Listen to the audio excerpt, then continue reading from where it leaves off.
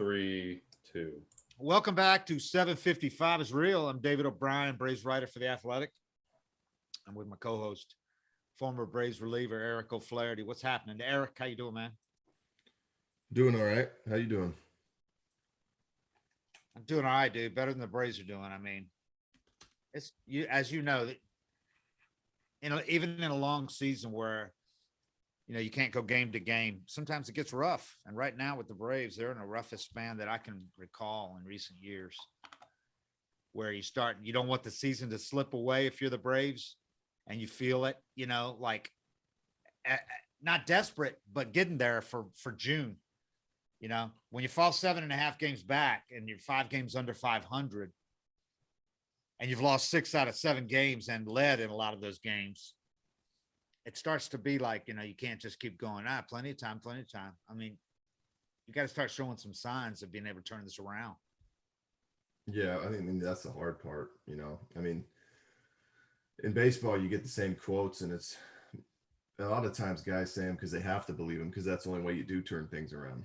You repeatedly tell yourself it's still early, or we just got to get going. But it gets harder to say that, especially some tough losses. And it seems like just finding new ways to lose or different things to go wrong and not, it kind of seems like the same story. But, I mean, they still got time, obviously, but it's the more you say that and the more time you burn, it does get harder and harder to believe it yourself. Yeah, and I think last night we saw that bubble over with Snit.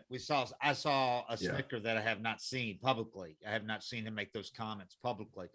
He's always been like Bobby, where he never, almost never criticizes players individually or specifically about something, usually covers for him, says, I can't fault the guy for trying to make something happen, being aggressive. Last night, it kind of boiled over between pitchers getting ahead of hitters, and not being able to put them away with 2 strikes, and, relievers walking guys late in games, and then making mistakes on the bases like Acuna did in the 9th inning. It all kind of boiled over last night when the Braves Mentor gives up a grand slam to Verdugo after they take a 1-run lead, and they end up losing yet again, getting swept by the Red Sox in 2 games. But the Red Sox are a really good team, but the Braves scored 16 runs in 2 nights and lost 2 games. Yeah. 8-8, lost 10-8, 10-8. That's rough. Those are the hardest losses too.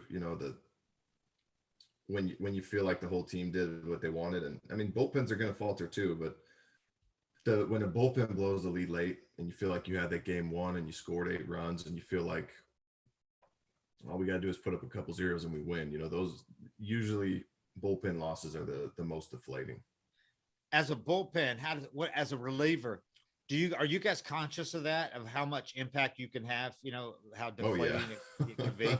It's a lot of pressure. Yeah. I mean, you feel it, it, because you're sitting down there with your feet up for the first 6 innings, and your team's grinding away, and you see them busting their ass, and here I come to mess up everything you did. Yeah. Just to undo it in a couple pitches. Yeah. I mean, it's definitely, I mean, you lose a lot of sleep over doing that, I mean, it hurts. It's 2 emotional swings. It's 2, I was talking last night to Ian Anderson about how when you only go 4 innings, and here's a guy expects to go 6-7 innings every night, expects to give up, no runs or 1 or 2 runs tops. And he throws almost 90 pitches in 4 innings and leaves, gives up 4 or 5 runs last night. So there's a starting pitcher's grief over, then the game went over 4 hours. So as a starting pitcher, you're sitting there for over 2 hours watching all this stuff happen, and all these relievers come in and give up, get lit up, and have to use like 5 relievers. So there's that emotion, that misery of a starting pitcher. And then there's what you talk about, the pressure of a reliever coming in, and it's going up and puff all the work that your team did. Yeah. Instead of the starters watching your team try to come back and overcome the hole you put them in, relievers got that pressure of, oh my God, everybody did all night, and I just ruined it all. Yeah, and I think it definitely builds. The more a bullpen lets a team down, the more pressure guys feel, and the more you don't want to do that to your team again, and it turns into a thing. Snowballs. yeah, I mean, you need good leaders down there to kind of help guys not feel that pressure and know how to channel it. Um, but if you're conscious of it and you let it get to you, I mean, you can go out there and it could feel like you're pitching in the World Series, even if it's June, if you let that pressure build enough. And that's when guys really struggle. And I think that's something that maybe got downplayed or overlooked by just people from the outside looking in the offseason. I mean, everybody knew what you were losing with Melanson. You're losing a really good closer. But I think people don't understand how important what you were losing with O'Day, because O'Day was the unquestioned leader of that bullpen for the last couple of years. Yeah. If you ask, every single reliever would say O'Day is the leader. It didn't matter how much what he was doing on the field, because the one year when he was hurt, he didn't even pitch, and he was the leader of the bullpen. But last year he pitched really well too. But he was the guy that been in the league for 15, 16 years and kept everybody loose, knew exactly what to say to guys in the bullpen. When you take that out, in addition to taking out your closer Melanson and putting in Will Smith, who, on some nights he looks dominant, other nights he gives it up. I mean, he's not a consistent closer like Melanson was last year, like some of the guys they've had in the past. But you just took out some big pieces of that, and you took out Shane Green. You didn't add him back until now, and he's obviously still getting his feet under him. You took out those late starts always seem to go the way it's going for Shane. I don't know why, but when he came in and had a rough first game, I was like, it just seems like that's how it always goes. But yeah, I mean, that's the best leadership, is just a couple of horses down there, your 8-9 guys that just don't give it up. And when that pressure's building and you've blown a few games, like your setup man and your closer just go 1, 2, 3 and the game's over. I mean, the more guys you can have doing that, that's obviously the best leadership. But there's definitely, it could become a thing. And you know what I mean when I say it becomes a thing, where it's everybody's conscious of it. Everybody's talking about it. You come into a game as a reliever and you just feel quadruple the pressure you should, and the more pressure you feel as a player, especially negative pressure, I mean, it's a lot more likely to blow up on you. The less pressure you can pitch with, usually the better you are. And that's why I think guys like Bobby Cox and Snit, they downplay everything. So that's why it was so unusual last night to hear Snit. Yeah. It just boiled over. We're getting him 10 minutes after the game ends too. So an hour later, I'm sure Snit would have been able to handle, and do his usual, defend everybody and talk about how much, there's still plenty of time. We got a great team.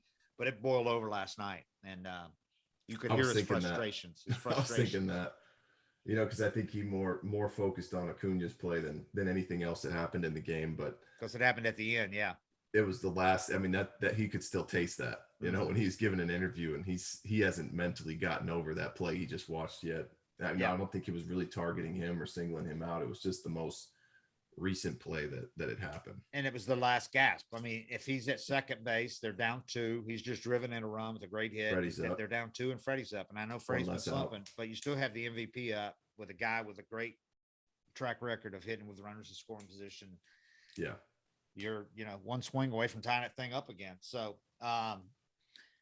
anyway, I didn't even mention, and it needs to be mentioned, the bullpen, the losses the bullpen had last year due to budget restraints, all that stuff that, that if they would be, if Alex could be or would be really clear with where the budget went when the decisions were made, maybe we'd have a better grasp of it. My understanding is I think he thought it was going to be higher initially when his offseason started, but they were waiting to see, the reports of the last quarters last year and how much exactly Liberty had lost. And then they gave him a budget number. And I think at that point he was handcuffed and he had already spent too much on Smiley and Charlie Morton, thinking he was going to have enough to, and then what they had left, they were desperate to get that bat that they didn't get through other means. So they ended up signing Ozuna in February and giving him what they had left. So as a result, you didn't sign Shane Green until the second month of the season for $1.5 million. Got a good deal on him. Yeah. But what I haven't mentioned enough, I think, is, and I think a lot of people overlooked it because it was made in December, and I reported on it, and I reported that Marty Reed's frustration at being fired. The bullpen coach was fired, and it was at an unusual time too. They had signed 2-year extensions, so he still had a year left on his contract. They had the best bullpen they've had in about a decade last year, as we know. And I had never heard one pitcher complain about Marty Reed. They all liked him, really friendly guy. Everybody loves Marty. Almost late 50s. and they fired him. And Alex brought in a young, much younger guy, about 20 years younger, who's really versed in analytics, well versed in analytics. And I took it to be, it was a way to get a guy on the staff who was really analytically driven, some younger blood. Yeah. And you couldn't really fire any of the other guys because they have more gravitas, former players, bigger names. You couldn't fire, you're not going to fire the Seitzers, Kranitz after, the year they had. And Marty Reed was one of those they probably felt they could do and not raise an eyebrow, especially do it in December. But it struck me as odd coming off the year that they had and without anybody complaining about Marty. And I'm not saying the new guy's not good. He probably is really good. He obviously is great at analytics and knows that. But that's a tough position to be in, to bring a new guy in here at spring training. Here's, we had a great bullpen last year. We got a new bullpen coach. We're going to be analytically driven. And I don't know what it did to the chemistry in the bullpen, but you've talked about how the chemistry is the most important thing down there. And Eddie Perez was one of the best bullpen coaches you ever had. But Eddie wasn't about technique and, mechanics and all that. That's not what made him good for you, right? There's no analytic for how tight your butthole is when the game's on the line. I know that's kind of blunt, but for me, the best bullpen coaches were just like the best leaders in the pen, guys that can find a way to take a dude that's got 2 or 3 years, he's climbing into a new role and he's starting to feel the pressure. I mean, however many times you see a guy he's pitching when you're down 2, he's pitching when you're down 3, and then the big dogs are down for a day and he goes out there and just chokes. It's the same game. Why can't he throw strikes now? Because he's feeling pressure. He's nervous. He's uncomfortable. So, your leaders teach you how to do that. Mm-hmm. You watch Melanson or you watch Kimbrel or you watch somebody go out there with the game on the line and they just hammer it down. And sometimes they even pitch better when the game's on the line versus when there isn't pressure. But you watch examples of how to handle pressure. And, your bullpen coaches down there, they know how to keep it loose and joke around and tell you it's the same game. And like I said last time, I didn't need to know what pitches to throw. I didn't need to know what the percentages were. I didn't need to know what spin to put on it. I could pitch, but for me, it was all about handling pressure. In 2008, I got put in the closer's role because JJ Putz got hurt. Mm-hmm. And all of a sudden I clammed up and I gave up either a walk-off or a game winning or game tying homer. I blew like 2 saves in Baltimore and it just snowballed in my head and my confidence was gone. I was overthinking. I was feeling the pressure from the media. I got completely distracted to where I wasn't just going pitch to pitch and executing. And that's why the Braves got me for free. I was so bad. But that's how quickly, things can get out of control mentally. And in the pen, it's all about controlling your mental state and pitching the same way you pitch when it's 5-0 or 10-0 or a comfortable lead. Good relievers, the only difference, Melanson doesn't have better stuff than probably 75% of the league. Yeah. But he's able to go out and close because he can control his heart rate. He can control his thought process and he's confident enough to know he's good enough to do it. He doesn't go in those games and try to do more. Young guys, they come into a tight game or a big situation, they throw 95. They think they got to throw 98 now. They think their slider has to be better and they try to make it all better and rise to this occasion. They feel that adrenaline rush. They feel the fans going crazy. They try to do more and then you get torched. So, leadership down in the pen is just about teaching guys how to handle it. It's not necessarily, I just threw whatever the catcher called and I was just going to make pitches. And for me, it was all about positive thinking. If I gave up a hit, I tell myself, now I'm getting a double play. If I gave up another hit, now I got to get a ground ball double play. There's going to be a runner on third. I got 2 open bases to work with, but I always had to have a positive thought process of how I was going to get out of the inning.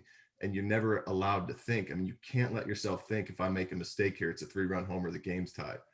Those thoughts creep into your head. You hang a ball, it's like you throw a slider and you're thinking, don't hang it. You hang it 95% of the time. But if you tell yourself, This isn't a big deal. If I make the pitch, the guy's out, you take pressure off yourself, you make a pitch and the guy gets out like 95% of the time. It's all about your thought process. So especially for a bullpen, you got to have good leaders and a guy like Marty, they were the best bullpen in the league last year, or one of the best, and they had all that depth and everything went well. It's one of those, if it ain't broke, don't fix it things. And maybe they just even pissed off the baseball gods a little bit, firing a good baseball man that did nothing wrong. It's just. Something's missing. And I don't mean to bring any unfair criticism on Drew French, his replacement, who's Might be doing a great job. Guys might love him. And I think that they put him in an almost can't win situation by not bringing back O'Day and Melanson, because all of a sudden I got the impression that O'Day, not to downplay Marty, but I got the impression O'Day was more like the bullpen coach, the last few years. You know what I mean? For sure. He had a lot more impact on the bullpen as a whole than the actual bullpen coach did. So you get rid of him, you get rid of Melanson, and you get rid of Reed, and you bring in the new guy without those leaders to take care. I mean, they still got leaders down there. They got funny guys. They got Luke Jackson's hilarious. Will Smith's probably a good leader for all I know, but they don't have O'Day. That guy was the guy everybody pointed to as the leader, and they don't have Melanson, who had such a swagger and a confidence and a steely. And guys could look at him and go, this guy's got such big balls. He goes out there and throws 94, and he's just dominant. He's the best closer in baseball this year. He throws 91. Yeah, he tops out at 94, if that. But he throws 91, and you bring in a guy last night, Mueller, who throws 100. Yep. It's not just about stuff, and it's got a good slider too. So it's not about stuff. And you take Melanson out, right? You took out a lot of that ballsiness that the bullpen had. Like, our guys coming in, it don't matter who you've got, And it's just as contagious that way. Yeah. When you're a good bullpen, and it's just what we do. We're just got to get it to Melanson. Yeah, and that, I mean, it's everybody just kind of falls in line and gets on track with it. I mean, I've been in some bullpens with some terrible leaders. I was in a pen with a guy that it was all about him. He's always bitching about himself and talking about himself. The whole pen sucked that year. It was like, you're supposed to be our closer, and you got a problem with the pitching coach, and you're mad at the manager for throwing you this much, and you just spend 6 innings bitching to us about your life. It's like we're all making league minimum, and you're making $6 million, and you're pissed off. I mean, it really is about leadership down there. And I also think, it's hard to have a left-handed closer. I mean, you got to be really, really good. And Smith he's kind of an anomaly because he has that untouchable slider for the most part, but maybe better as a setup guy though. I think I proposed a bunch of trades in a story that's coming out later today, and a couple of them were for closers. I think they bring in a guy like Rich Rodriguez from the Pirates, or there's a couple of guys that are really being successful this year, former starters who are having great seasons as closers for some pretty bad teams that are out of it. That's another hard one though. I mean, that's another hard one for me, is when the team's struggling, you're pitching with no pressure, closing. Obviously, you're closing for the Pirates, and then you come into a playoff race. Yeah. And the guys, that's where the experience comes in. Melanson's been in playoff races and World Series and big teams before, but when you get guys, a young closer that's comfortable out in Baltimore or Pittsburgh with no pressure, it's the same kind of hurdle as moving up younger guys into bigger roles in the pen. I like what Graveman's done out there with the Mariners as a setup guy or a closer. Rich Rodriguez, I had Ian Kennedy's having a great year with the Rangers. The guy that the Braves have liked in the past a lot, Raciel Iglesias. Yeah. That guy he's with the Angels. They're out of it. They played better, but they're still out of it. But that's a guy I think could come in. And then the Marlins, Jimmy Garcia. That guy's dealing this year. He could set up or close. I think the Dodgers might try to get him back. I don't know if the new MG, Kimang. I always mispronounce it. Kimang. With the Marlins, I'm not sure where she stands with trading somebody within the division. I would think she'd be reluctant to. Most people are. The Marlins before didn't seem to care. They'd trade people anywhere, but so there are guys out there are, hey, swing big and go for Kimbrel. But the Cubs, they've got they're in it. Yeah. So they would have to be so confident in their other guys that they could cover for, and only if they could get back like 3 big prospects, to rebuild. But I don't see even then. You think David Ross doesn't know what Kimbrel's doing for that pen? Exactly. And you never look at and he knows it better than anybody, huh? Yeah, you never look at a great pen and they have a shitty closer and all these awesome setup men and stuff. I mean, it starts with your closer. And he knows all of what we're just talking about. He knows in spades everything, the importance of that guy, having that guy. Well, he's caught guys, that clam up, and he's seen the difference in their stuff. We'll get to Snit's comments here in a minute. Cam, do you want to sell some ads here real quick? I suppose we can. That'll work. As you guys know, you know what?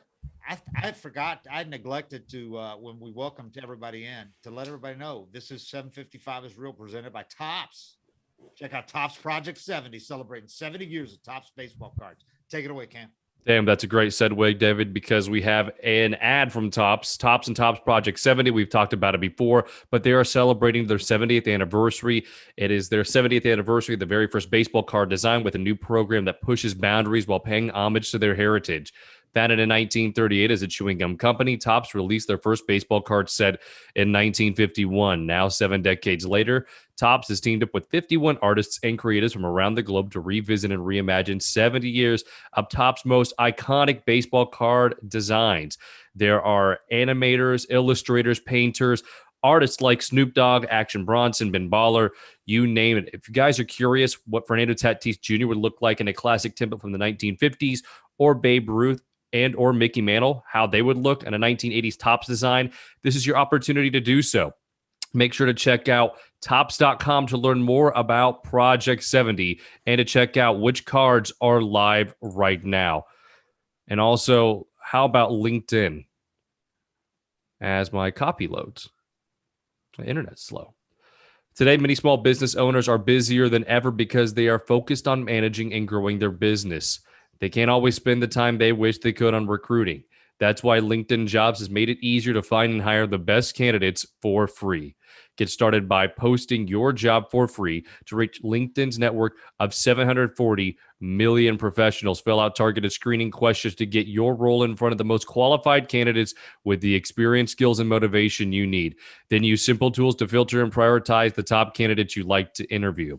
LinkedIn Jobs will help you hire the right person for your role. And your first job post is free. Just visit linkedin.com/real. That's REAL, real. Again, linkedin.com/real to post your first job for free. Terms and conditions apply. Wow, what timing. I just got back. Recoffeed, recaffeinated. We're ready to roll. So I'm paid the big bucks. Let's go over what Snit had to say last night post game, because I thought it was definitely noteworthy. We have not seen Brian Snitker's frustrations boil over publicly like this. He's always been kind of from the Bobby Cox school of don't blame anybody, protect everybody. But we saw Cox, we saw Bobby blow up a few times, but it had to be a lot, and it had to mount. It had to be game after game and go through a particularly long rut. We saw that with Snit last year. I mean, last night, for what the first 2 months of the season have been brutal at times. The Braves fell to 5 games under 500, 7.5 back, right there with the Nationals. There's only one team behind them, and they're a lot closer to the Marlins than they are to the Mets right now. The last place Marlins. But anyway, last night, Snit, after the Braves blew another lead, he said, what must be done to get this thing going, to go on one of these rolls that they've been talking, these runs that they've been talking about getting on. He said, guys have got to compartmentalize and do their own job. That's it. You've got to do your own job, whatever that is, whether it's moving a runner over, making a pitch, a play, whatever. If everybody just does their own job, that's what you have to do in this game, to take care of yourself and do your job. Said he was asked basically a question: do you think that a team can be snake bit, and does it feel like maybe that's where this team is right now, where everything kind of blows up in their face, and every move they make that tends to not work out for them. He said, you create your own breaks. And he's saying this with a frustrated tone, I should add. You know, this is Snit, just like you, unlike what you, yeah, you could tell he's pissed. You texted me last night the same thing. He's breaking right now. He's getting frustrated. He said, you create your own breaks. I mean, we're not executing. We're doing too many stupid things. And I have not heard him use that before. He said, we're doing too many stupid things. It's hard enough to win these games without doing stupid stuff. And you have to execute. Like I say, guys have got to do their job, whether it's moving a runner, making a pitch, and you can't beat yourself. You can't do stupid things and not give yourself a chance. If you're going to do that, you're not going to win games at this level. If you don't play a solid, fundamentally sound game, and if you're not mentally aware and into the game, then you're going to lose games.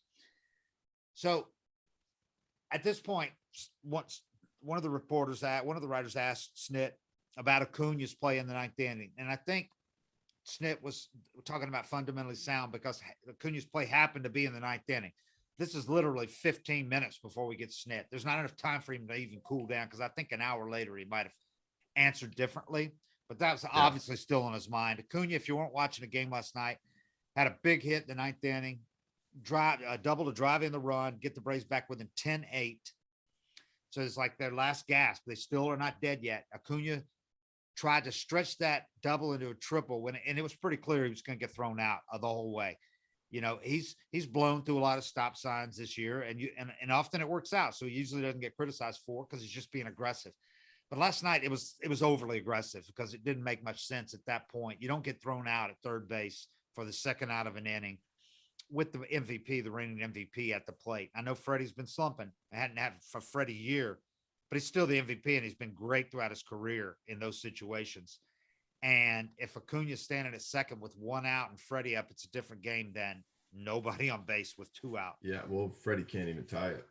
Exactly. So they go from one swing away from tying it to Freddie could homer and are still down a run and leave and then a depleted lineup behind him has to, you know, sure, Austin Riley's played great. But anyway, the Snit's point was you can't do that kind of stuff if you're a team that's struggling to get going and you need to play a clean game, especially against a team like the Red Sox. They're one of the best teams in the AL. Braves scored 16 runs against them in 2 nights, 8 runs both nights, and lost both games 10-8. Did you understand what he was saying to be? Because he was asked specifically about Acuna. Before that, he had not mentioned anybody in particular. I think he made it. It was you can.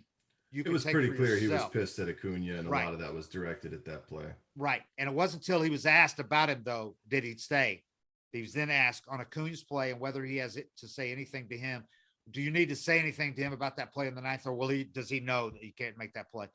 And Snit's answer was, hopefully he does. I mean, I'd hope I wouldn't have to say anything. He was asked another question on whether Acuna was. I asked him. I said, was he maybe you take it as maybe a guy's just excited on the double and you know showing his exuberation or maybe overly aggressive on the double as you try to stretch into a triple, make something happen.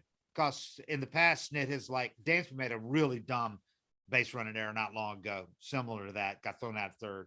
And Snit said, I can't fault the guy for being aggressive, trying to make something happen. I think the difference is the frustration level is much higher now. And this was in the ninth inning, literally 15 minutes before we got it. What inning was Dansby's in? It wasn't in the ninth. I'd have to go back and look. It was late in the game. But at that point, they were still saying, we can turn this thing around. They were only 2 games out of first or whatever it was. This is different now. They're falling. They're 7.5 games back. And I really, if you know Snit, you know last night, if that had been Dansby that made that same play last night, he would have ripped him just the way he did Acuna. I've said before, Snit loves Acuna, and he has gone out of his way to praise this kid all the time. So I think I understand Acuna has his followers, and we all love Acuna. He's terrific. He's the best player a young player I've ever seen. I've said that. Doesn't change. I mean, he is, to me, the player that I would build a team around in Major League Baseball over Tatis, over everybody. And but you can't just keep like in that situation. If you're Snit, you can't just say, I can't fault the guy for trying to be too aggressive, like you said with Dansby a couple weeks ago, because your things are getting. He could have handled it with a little more tact if he's being aware of fans who love Acuna and are looking to pinpoint anything Snit says. But for anybody to go out and extrapolate that or turn that into Snit is singling out Acuna, Snit's racist. Come on, I mean, don't even bring that to my Twitter feed or you're going to get blocked because that's bullshit. But was it unfair to criticize him and not Dansby for real similar things? Maybe, but the situation's different right now. And here's another thing. Acuna's a better player than Dansby. Yeah. They rely much more on Acuna. He's the best player on the team. Him and Freddie are the best players. Dansby is a guy that gives you plenty, but he ain't Ronald Acuna, you know? Yeah. I mean, I guess for me, he just broke character, and I think frustration. I think it was easier for him to hold it together a couple weeks ago, and it's going to sound like we're just protecting Snit again. And I'm definitely not here. I was like, wow, that was pretty blatant who he's calling out, and I didn't think it was a good look. But like you said, he didn't have time. he didn't have time to calm down really after the game. If that interview was Yeah. 45 minutes, he would have done probably a better job of Yeah. tucking that all down. But everybody breaks and everybody has an off day. You know, I think he's just that it all just happened to boil over. And unfortunately, it was with Acuna because it always looks like he's targeting him. But yeah, um, it's probably yeah, I mean, because everything Acuna does is there's a magnifying glass on it because Yeah. he's so great because and he's so always great. on TV. He's great. But I think like you said, if he'd had time to consider it and think up a better answer, he could have easily said, "You can't do what Acuna did. You can't do what Dansby did 2 weeks ago. You can't make stupid errors like that." And it would have taken care of this whole thing. Yeah, but so you're I not understand thinking what that people, clearly. I mean, his blood was boiling, and I can understand why people get thinking that he's singling out Acuna. But like for instance, the one that we've talked about a lot when Acuna didn't run on the ball that he thought was out of the park, and that happened a couple of times 2 years ago. It's because the expectations are so high on Acuna because he's so damn good. But last night was a situation where if that hadn't happened in the 9th inning, he wouldn't have singled him out. But anyway, his answer when I asked him about that, I said, could that maybe be Acuna just getting excited, or when you excuse that, for trying to make something happen? He said, no, that shouldn't happen. That shouldn't be excited. He's hit doubles before. Like I say, that's just one of those things. You can't do stupid things like that and expect to win games. We've got the tying run at the plate and the MVP, and you get thrown out by 10 feet. You can't do that and expect to win. That's not excited either. These guys have hit a lot of base hits, doubles, the whole thing. It's just being aware and smart. You can't make those kinds of mistakes and expect to win. Again, we've never heard Snit say like that about an individual like that. No, I mean, you don't want to enable it at that point. You don't want to make excuses for a guy. I think he definitely wanted him to feel a little pain over that decision, and he doesn't want it to happen again. That is a big play. It's a huge play. It was their last chance. I mean, they didn't have a great chance, but at least once they he got still thrown had a out chance. there, you're like, that's a wrap. You're done. I mean, it's probably over. But yeah, I mean, I've never seen him really. I think he's just feeling that pressure. I'm not going to make an excuse for it. It's not a good look, and I think most managers, even then, you have to be able to hold it together and not have something like that blow up into another distraction for your team. Which is why I thought that it wasn't the right way to present it. But I mean, he protects his guys 99.9% of the time, and he just messed that one up. Just like Bobby Cox did. And if Snit manages Acuna for another 5 years or whatever, I think Acuna, regardless, I think Acuna will look back at this as a teaching point and not blame Snit for throwing him under the bus. Guys, players are a lot tougher than the fans who try to protect him. Acuna is a tough son of a bitch, and this is not going to bother. He knows he's great. And anything Snit says is going to roll off his back, and he's going to take what he said and go, he's right.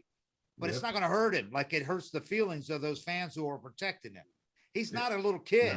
No. He's not going to get. I think that's the best point you can make. If I come in and throw a stupid pitch and blow a game, I'm a billion times meaner to myself than anybody else can be. You could say anything you want about me. Yeah. I'm going to say worse about myself, and I'm going to toss and turn in bed.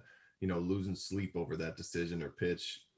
Baseball players are tough, man. There's so much failure. Yeah. There's constant ridicule. Everything you do is magnified.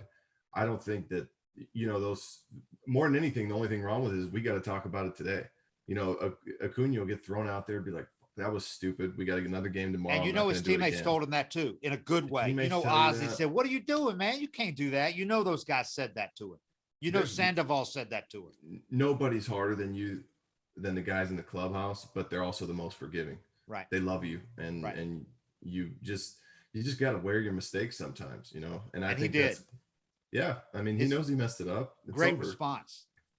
And this says a lot about Acuna too. He came in the Zoom room, so they obviously approached him, said they'd like to talk to you, and he could have easily said, "I don't want to talk less," because there are guys that do that, closers who blow and don't want to talk. Will Smith has been good about coming in and talking when we've asked. We asked for Acuna. He came in and he handled it like a stud, man. He said, honestly, I was just trying to make an aggressive play. That was my mentality.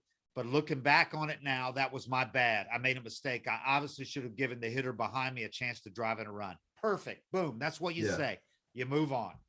I mean, he handled that like the stud he's young. that he is. Like he's young, and he's got to learn to think like that. And like you said, I mean, he runs through stop signs all the time, and he's Right. safe because he's so freaking fast. Right.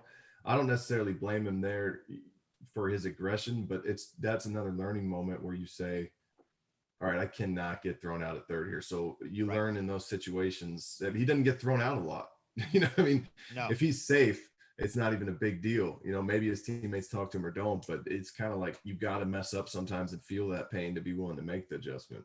Right. And it's like, and he's so young, it's hard to put, you don't want to put the reins on a guy like that. You don't want him thinking, start to be less aggressive. Because 9 times out of 10, it's going to work out for him. You want this guy to be aggressive. You just got to know there are certain things you don't do. Ninth inning, you don't get thrown out at third for the second out with Freddie Freeman batting. Yeah. So it's not asking him to change his approach to the game, because that's the last thing they want. They'd rather make that out than completely change his approach to the game and be timid, and not be so. But that's how you learn. You learn by messing up. You don't. The same thing with hitting the ball off the fence in the playoffs and getting a single. Right. Like, he's learned. You haven't seen him do that again. No, he's got to learn those lessons, and it's easy to forget how young he is. And you don't get challenges when you're as good as him. You don't get challenged in the minor leagues and in the way that he needs to get challenged to learn those lessons. So you're going to see him learn some tough lessons in the big leagues. Yeah. And that's just part of it. He's going to get criticized for it. And the reason we're talking about it is because it was a big moment in a big game for a team that's kind of spiraling right now. But the other thing is he's so great. We're talking about it because he's so great. If a lesser player made that mistake, we're not going to waste that time talking about it today, because it's like, okay, well, that guy's not that great. Yeah, this is the great player. If Tatis does that, they're going to talk about it on the next day on MLB Network, So even if it's unfair, you're always going to be exposed to a lot more scrutiny as a superstar player. Just as you're going to be made, everything you do great is going to be blown up too. You're going to get so, and he's great. He's one of the biggest stars in the game.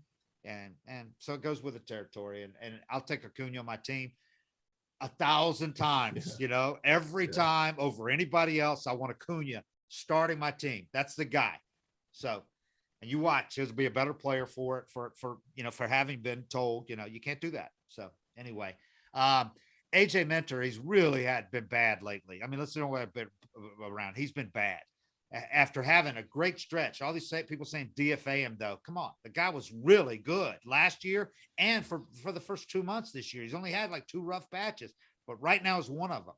2 out of his last 3 outings, he's been terrible. So he comes in last night with bases loaded after Green left the bases loaded. And AJ gives up a grand slam to Verdugo, the first guy he faces after getting ahead. Arroyo, I'm sorry. Arroyo, yeah, and he did the whole Euro step thing and everything. Not Verdugo, Arroyo. 6 hits, 6 runs. Without looking it up, off the top of my head, 6 hits and 6 runs he's allowed while recording 3 outs in his last, or 4 outs in his last 3 outings. He hasn't made it out of any of those. He might be having to pitch without pine tar on his hand or sunscreen and rosin. I mean, I don't know anything about that. I know, but there's a lot of guys. There's going to be a lot of guys that do some out of character stuff, and if there's a little more spin on that cutter he threw to Arroyo, maybe it gets in on the hands just enough where it's a pop up instead of a home run. Yeah. I mean, that's why it's hard for me to gauge where. I mean, if he had the right thought process yesterday and he threw the ball right where he wanted to, and it just did less because he can't grip it. Yeah, it's hard for me to gauge, if that was a mental thing or if what's going on with him. But when it coincides with they announced this thing and then he has a couple of rough games, you're asking guys to do to pitch in a different way now that they're going to make some mistakes like that. Yeah, and you're not accusing him necessarily of using spider tack or whatever. You're saying all the pitchers. You can't even use sunscreen and rosin, right? Which is like the starter kit. Right. So if you can't use anything, we're seeing a lot of guys get blown up in the last week that were having good years. There's a lot of crooked numbers in the last week. Yes, some great pitchers, starters and relievers are getting blown up since they announced last week that they were going to do this. And even before they announced the penalties, but Ian Anderson. He's a guy that you would never think that would have anything to do with what he does, because he comes straight over the top. His whole thing is deception. It's deception, but he's got curveball spin. You know, you Right. lose a little bit of that, and all of a sudden, instead of a ground ball to shortstop, it's a line drive in the hole. And he's had a couple of outings where you're like, that's not him last year. So, I mean, it's going to be a shit show. Yeah. There's going to be a lot of guys doing stuff you're not used to. A lot more home runs, I'm sure. Yeah, I was going to ask you about that, because that's obviously the biggest thing right now in the game is everybody's talking about, because you never see MLB make such a change in the middle of a season. Yeah. And then Glasnow comes out and says, after he has a partial tear of his UCL in his elbow, he comes out and just blatantly, point blank blames MLB, says that he had to change what he did, grip the ball tighter or whatever he did, and that's what caused his injury. I mean, that's like, wow. I mean, not many guys would say that, even if they felt it. I believe it.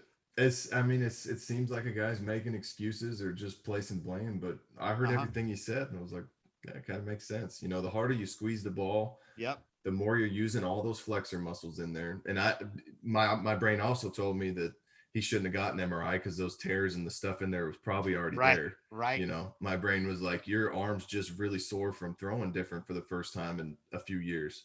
Yeah. But everything he said made sense. I mean, you got to squeeze the ball tighter. That's harder on all those flexor muscles. You know, it all piles up faster. It's hard to get the point across, because people have thrown high school balls and college balls, and the seams are this thick. You know, the seams are like 1.5 inches thick on a high school ball. The baseball balls, the MLB ball, the seam is flat, like it's non-existent. And then they rub it up with that powder. It's not mud. They call it mud. It's a powder. You know, I mean, when you get a new ball from the ump, you spend the whole time trying to get the mud off, because it's still white, so you can actually grip it. It's not muddy. Yeah, I know. It's just white, and it's got this dirt powder on it, and it's even harder to grip. That's why for me, that banning even sunscreen and rosin. I mean, all guys use the sunscreen for is to make the rosin actually stay on their finger and not fall off itself. Right.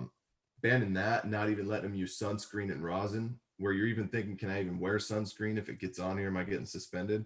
So you got guys basically pitching naked out there. Yeah. And they're not used to it.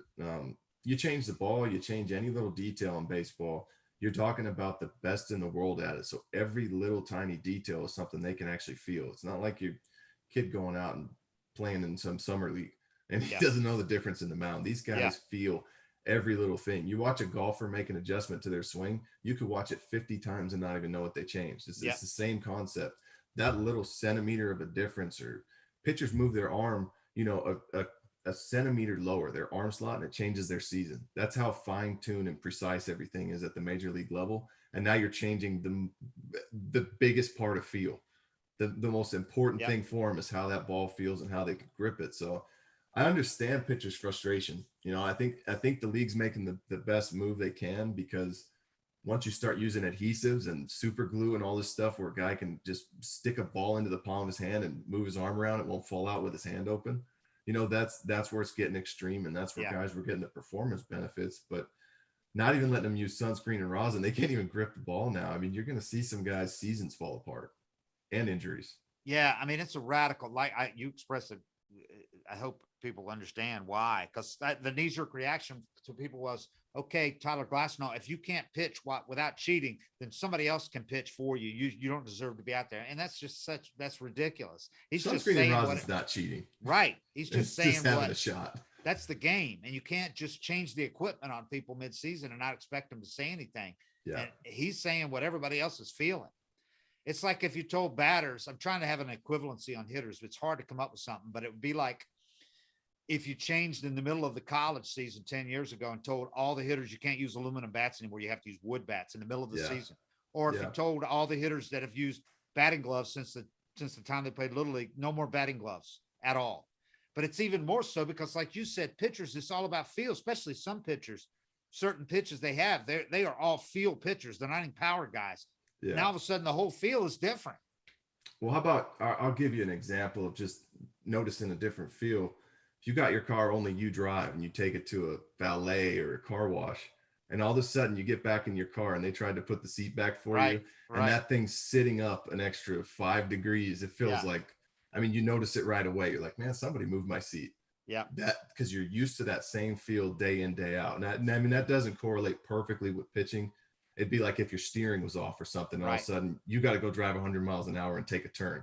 You know, how comfortable are you with that? You might go off the road a little bit, but you can feel that. Or if they made Steph Curry, if they gave him a basketball that was 5 ounces heavier or 3 ounces heavier. Or just if they change the tack on the basketball, right? You know, if the basketball was slick all of a sudden, how Steph Curry's shooting. Sure. Do an experiment. Have him throw with that baseball mud all over it, or shoot with that baseball mud all over it. See how he does. You know, I mean, you're talking about the best in the world, where every single little detail they can feel, they know what they're doing, and you're making it harder for them. Now, is pine tar cheating? Maybe. You know, I mean, if we didn't have a way to measure it, so I didn't use it. But I absolutely would have used it if I knew it'd make my slider better and my fastball better. I just spit all over my hand and then fake wiped it off. So I had that moisture on there, that tackiness. You know, I'd put 3 fingers and I mean, I just drool on the ball, basically just trying to get tackiness. Because when I tried to use pine tar, I couldn't get the ball out of my hand. I'd yank everything. And I never put the time in to make that adjustment. But if someone had presented it to me, like, hey, if you use this on your fingertips, you get another 300 spin on your slider, I would have thrown with pine tar every single day till I figured it out. We just didn't know the benefits. And then you guys take it to the next level and use an adhesive. Yeah. Like super glue, basically, where they can spin the crap out of the ball. And it's basically like steroids for pitchers. So I agree with them getting rid of all those super strong adhesives and everything, but you need something to grip these balls because they're super slick. So there's got to be like something released that's just a uniform. Everybody gets this, you know. I guess rosin was supposed to do that, but rosin's not enough with the balls. It's just not enough. I mean, you need something on the mound that everybody can use that doesn't enhance spin rate. You know, you can do some tests. There's plenty of people able to do it. Come up with something that everybody can use to get that grip. Like the universal rag there. And that's it. If you get caught with anything else, you're suspended. Yeah, they're going to have to do something, but I don't know if they'll do it in midseason because it looks like they're just chewing so much from not the enough hip. Time. Right. Well, but you've seen a lot of crooked numbers the last few days. You know, and I see, already you're seeing drastic change. Yeah. Overnight. And one of the former Marlins pitchers came out and said, basically insinuated that Michael Hill, who's the vice president of MLB now, he's kind of in control of this crackdown. He's a former Marlins GM. And a former Marlins pitcher came out and said yesterday, basically, that Michael Hill told the Marlins pitchers, you need to use this stuff. When he was their GM, you need to use sticky substances. And he's trying to help him out, you know. And now he's doing a crackdown on it. Now he's leading up the crackdown. Well, he knows how valuable it is. That's why he was selling it. But it's like even more embarrassing, this whole thing that comes out yesterday. Yeah, it's a mess. And if you got more pitchers come out, if more pitchers get hurt and they blame it on it, MLB's in a position where, I mean, you're going to start getting, you might even start getting legal issues. Somebody's going to try, somebody's going to sue. Whether it holds up when you were technically breaking the rules. I know, but if that was accepted, some attorney's going to present it as that was accepted, that they allowed them to use this for years and years, and all of a sudden you made them change in the middle of a season. And my guy got hurt, and it's costing him $50 million on his next contract. You jaywalk every day, and the cops don't give you a ticket. Sure, you get hit hit BS, by a car. Somebody will do it. Somebody will bring a frivolous lawsuit, whether it's frivolous or not. Somebody's going to do it, but. Whether Glasnow's assessment of his injury is accurate or not, and you already said I buy it. I absolutely buy it. I don't want to make excuses for guys, but I buy that. Britt Garrell, a friend of the show, wrote a great story today about the whole mess that's come up the last couple of days since pitchers were told they have to pitch naked, as you say. She wrote, there's a faction of pitchers, veterans, and rookies alike who are terrified to throw with absolutely zero substances. There's a league actively working with an outside company to create an approved substance that doesn't skyrocket spin rates, that knows using nothing is not the long-term answer. And yet, even if MLB decided tomorrow to change its memo and allow sunscreen mixed with rosin, a popular rallying cry among some players, it wouldn't solve the problem. Yes, sunscreen is fairly benign on a scale of bare hands to spider tack. It does increase it, though, like a little bit. Right. But yes, the players held a Zoom meeting on June 8th, attended by more than 40 people, mostly team union reps, and a vast majority of hitters and pitchers didn't have a problem with sunscreen rosin use. But in the right hands with the right amount, MLB found an RPM increase of up to 200. Which is the difference. Other independent studies have shown to be slightly lower. It's not crazy to think within days, clubs that are employing chemists and mixing their own sticky stuff will have something that looks like sunscreen and smells like sunscreen and definitely isn't sunscreen. So it's Or like they a whole find can the of best worms. sunscreen. There's one sunscreen brand out there that's Right, a little right, extra right. tacky. I mean, it's a slippery slope, but She writes the same logic applies to having a universal rag on the mound by the rosin bag. You give an inch, and quote, people will reverse engineer their own substance that's a lot tackier and a lot stickier than the rag, said one league executive involved in the process. The enforcement process is tricky and does require bright lines as we sit here today. it's a mess. Yeah. I mean, Yeah, I'm they're not trying going to to sit here and solve say I this have an answer issue of for it. They're trying to solve this issue of boring games with no offense and skyrocketing strikeout rates and lowering batting averages. And now they're going to go into the other extreme and try to get to the middle is going to be difficult. Doing it while the season is going on, Yeah, it's tough. but it's been a dreadful season for a lot of Yeah. baseball fans to watch. Yeah. I mean, that's why I say, I do agree with the move because guys abused it and guys took it to the extreme where it was like, all right, well, we were giving you this leeway so you could grip these baseballs that are tough to grip, but you took it, you put Gorilla Glue on your hand, and now you're throwing a no-hitter every week. Yeah. I mean, it's the pitchers kind of brought this on themselves. I don't even know, if I was a teammate and I saw a guy putting some kind of substance on his hands, how I wouldn't say anything. But if it came down to it and I was using pine tar and he's using this spider tack and he's winning a Cy Young, I might be like, let me give that a try, and then it gets to the point where everybody's using something you kind of have to, to keep up. It's kind of like steroids all over again, where you had good guys doing it to stay in the league. There's no right answer, but the pitchers definitely brought this on themselves. Yeah. And like I told you, Kevin Seitzer had said what he sees is hitters are not being penalized for striking out, and they're only being rewarded for slugging percentage, for slug. Yep. So that's why the game's gone like it is, because if hitters aren't going to get penalized for striking out, they don't mind striking out 150 times so they can hit 30 bombs. Well, you hit 330 with 6 homers, you're in AAA. Right. And along those lines, Brett writes, just like hitters who get paid to hit home runs don't decide they want to instead lead the league in hits, you do what gets you paid, and fixing approaches on both sides takes years and fundamental changes in player development and the free agency system.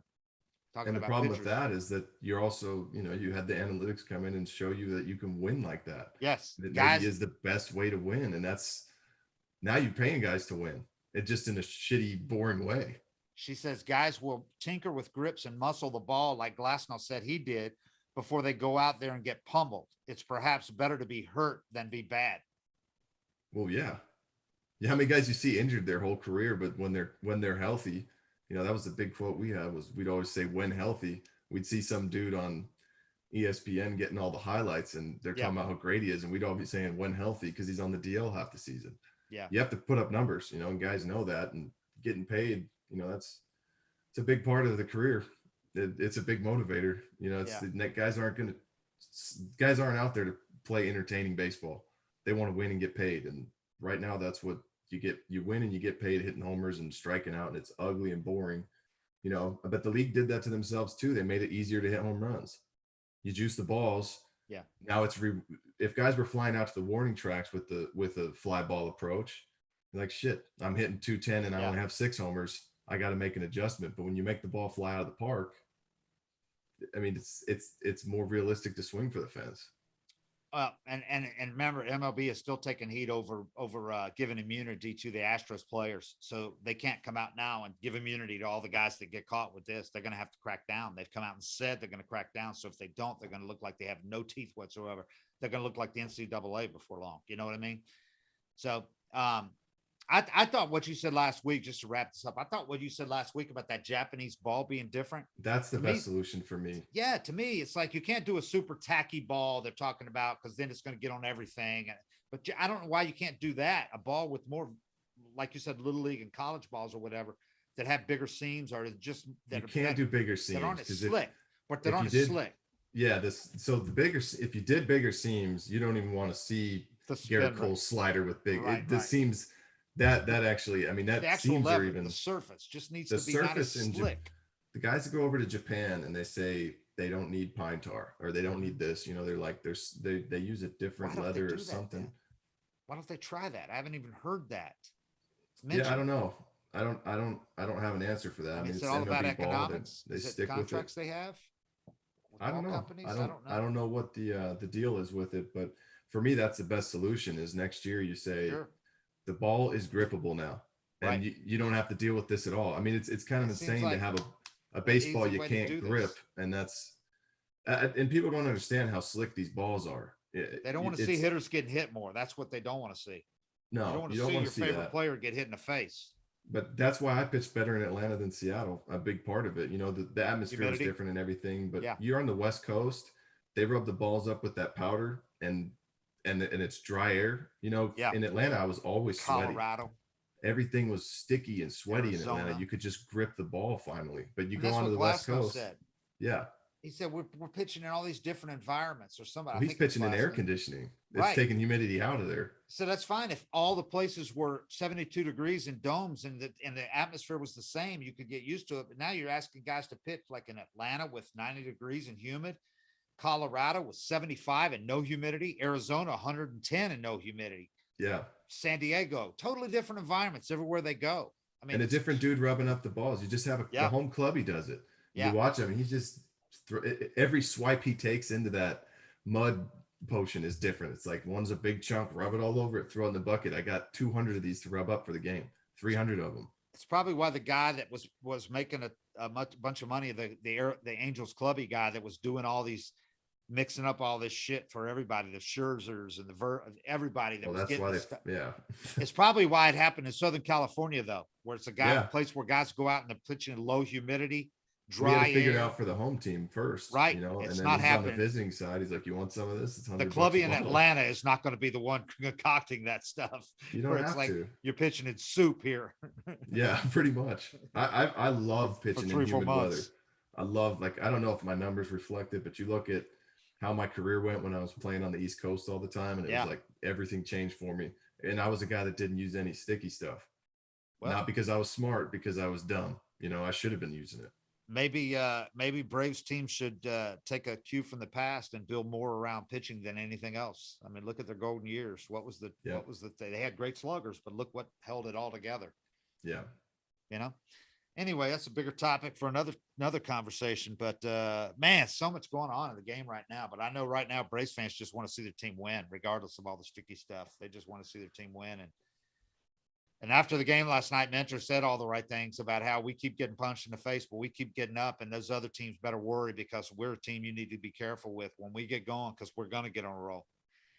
I know people don't want to hear him say that, but I guess that's at least better than saying, I don't know what we can do at this point. You know? We're done. I think we're cursed this year. You know, I might just drive my truck back home. You know, hit me up next spring. We'll try again. You can't say that stuff. They came in and said the right things. He said, he said they come to the ballpark every day expecting to win, and that hasn't changed. So that's the only way to turn it around. If you're a Braves fan, let's hope that you got to hope that that's accurate. Yep. That the guys come to the park expecting to win every night. So it's going to be interesting, to say the least. This is a huge road trip coming up. Big span coming up, period. 4 games against the Cardinals at home starting tonight, Thursday night. And then you go on the road, 4 games against the Mets, who you've got to start making up ground on them. And that would be head to head. That's when you do it. Either way, it could change a lot of things, those 4 games against the Mets. Yeah. And then go down and play the Marlins. So the team that's right behind you starting to nip at your heels. So this is a big week and a half coming up. I know we've said that about a lot of other weeks, but now the Braves don't have a lot of wiggle room, and they need to start getting going. You can't go double digits down and 10 games under 500 before the All-Star break. You need to start turning it around, regardless of what the team ahead of you does. Even if you stay 7 games behind the Mets, you need to start to crack, nip away or chip away at that 5 games under 500 deficit. You can't really worry about the Mets. You just got to start winning yourself. You got to handle stuff in house, and you got to start winning and playing better yourself. And I mean, that's the thing, is there's not a team that scares me in the division if they get it together. Yeah.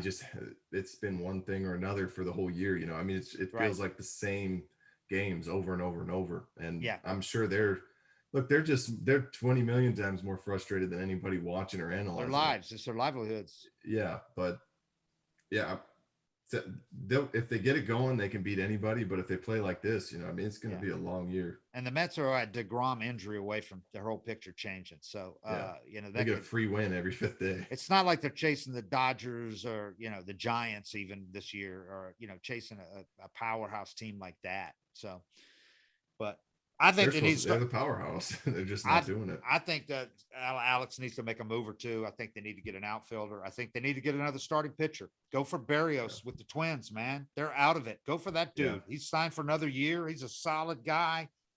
If you could add a guy to the top of your rotation, it would make a big difference. And I think they need to add at least one arm to the bullpen. Yeah. I think those are 3 moves that they've got to make, and I don't think you can wait another month and much less wait till the end of July. I think you need to try to make those now, because you got a few teams that are completely out of this thing, like the Diamondbacks, and the Twins have been a disaster. The Pirates are a disaster. Those teams, if you make the right move, the right offer would make a move now. Yeah. I think a reliever, you could give up the least for most of the time. Yeah. Berrios you're going to have to give up a lot, because a lot of teams would want that guy, especially with another year on his deal. But it's time. It's time you tap into that prospect capital. I'm sure he's making some phone calls. You've hung on to a few of these guys too long, and they don't have the value they did before. Yeah. You don't want that to happen with all these guys. Kyle Wright doesn't have the value that he would have had a year ago, coming off that postseason and everything. I think you got to move him. I think Drew Waters doesn't have the value he probably had a year ago. I think you could move Drew Waters because you've got, I like as much as Pate struggled this year at this level offensively, he goes down to AAA. Look at his numbers in AAA compared to Drew Waters. He's raking at AAA. Pate is. Yeah. Drew Waters is still striking out more than once every 3 at bats in AAA. I think we've seen what Pache can do defensively, and I still think there's plenty of reason to believe Pache can be a good, at least an average major league hitter and maybe above. I don't have the same feeling about Drew Waters. So if you need to trade him, you trade him, because you got right field's already covered for the next whatever, and you can go out and get another outfielder if you need to. But if that's what you need to do, a position guy, you can't keep you got to trade real prospects, or you're not going to get some of these guys back from rebuilding teams. Yeah, especially if you're worried Freddie might not be coming back. I mean, your windows can close in this game pretty quick. Yeah, but I still think Freddie's going to be back, and that would be the coup de grace as far as making horrible moves, would be to not resign Freddie. And if I'm them, I get that done by the All-Star break. Just you got attendance again now. There's no excuse about it. It's back. Your money, you're making a lot more money now. Just, step up and re-sign Freddie and get that done, and make people at least feel good about that, because that's hanging over the team too. No doubt. Yeah, for sure. All right. 7:55 is real. We'll be back next Monday from New York, going on the road again finally. So doubleheader Monday. We might have to do it Tuesday. Well, Monday night or out Tuesday for my son, so I can do this. I won't have to do it at 7:30 a.m. anymore. It'd be nice. All right. 7:55 is real. We are out of here. Thanks.